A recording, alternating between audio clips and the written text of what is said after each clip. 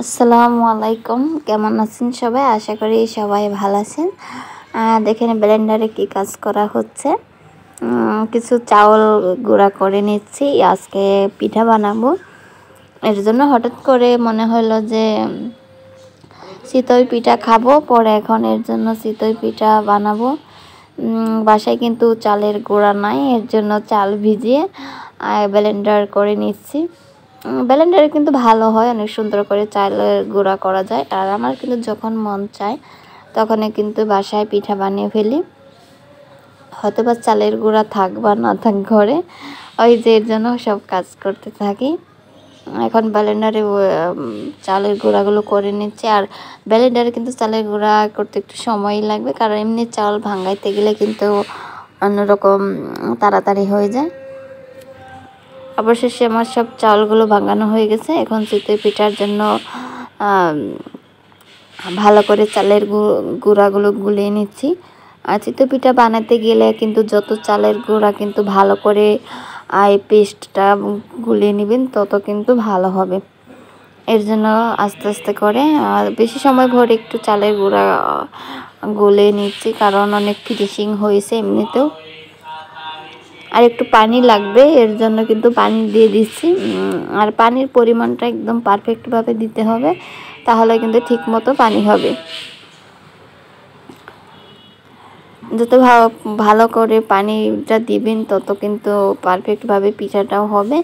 আর এই চালের গুঁড়াটা যত ভালো করে আপনারা পেস্ট করতে পারবেন, তত কিন্তু পিঠাটা ফুলকো হবে। এখন আস্তে আস্তে করে নাড়াচাড়া করে দেখতেছি যে পানি হয়েছে কিনা। পানি লাগলে আবার একটু দিব। মনে হচ্ছে যে একটু পানি লাগবে, এর জন্য আমি একটু বারবার নাড়াচাড়া করে দেখতেছি। অনেক সুন্দর করে চালের গুঁড়াগুলো করে নিয়ে এবার এই চালের গুঁড়া গুলিয়েও নিলাম। সবাই বলবেন কে কে চিতই পিঠা খেতে পছন্দ করেন। আমাদের কাছে কিন্তু যখন যে পিঠা ভালো লাগে তখনই ওই পিঠাই বানায়। এখন আবার কিন্তু আগে থেকেই আবার পাতিলটা গরম দিয়ে রেখেছি। আর এত সুন্দরভাবে পিঠাগুলো হচ্ছে, এখানে অনেক সুন্দর করে ফুটি ফুটি উঠছে। কারণ এই চিতই পিঠা কিন্তু যত ফুটি ফুটি উঠবে তত কিন্তু চিতই পিঠাটা ভালো হবে। এখন ঢেকে দিচ্ছি। আর এই মাটির পাতিলটা কিন্তু আমি গ্রামে গেছিলাম, গ্রাম থেকে নিয়ে আসছি। এর জন্য নিয়ে আসার পরে থেকে মনে হচ্ছে যে পিঠা বানাবো, কিন্তু আজকে অবশেষে বানিয়ে ফেললাম। আর বাসায় একটু মাংসও রান্না করা হয়েছে, ভাবছি যে মাংসের ঝোল দিয়ে পিঠাটাও খাবো। অনেক সুন্দরভাবে উঠে গেল।